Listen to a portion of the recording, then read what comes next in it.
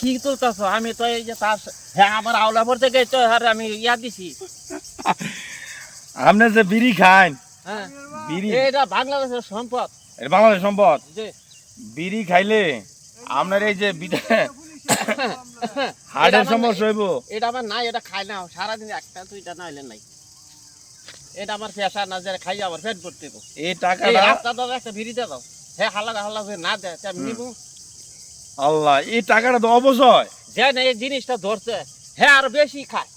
আচ্ছা ঠিক আছে, হ্যাঁ কথা কথা না কইলে হ্যাঁ চিন্তা না হলো। একটা কত একটা দাম হচ্ছে 10 টাকা, আমি সারাদিন একটা খাই 10 টাকা। শুনেন আমি কই, আপনি আমার বাবার বয়সী, এই যে এই জিনিসটা খাওয়া, এটা খাওয়া মানে আপনার জীবনের লস। মুহা এটা চেহারার ক্ষতি।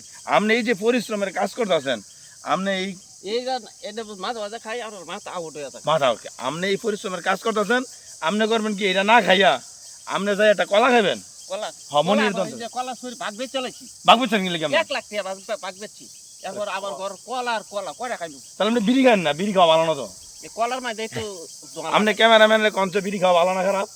বিড়ি খাওয়া 1 নাম্বার বাংলাদেশের খাবার। বাংলাদেশের 1 নম্বর খাবার।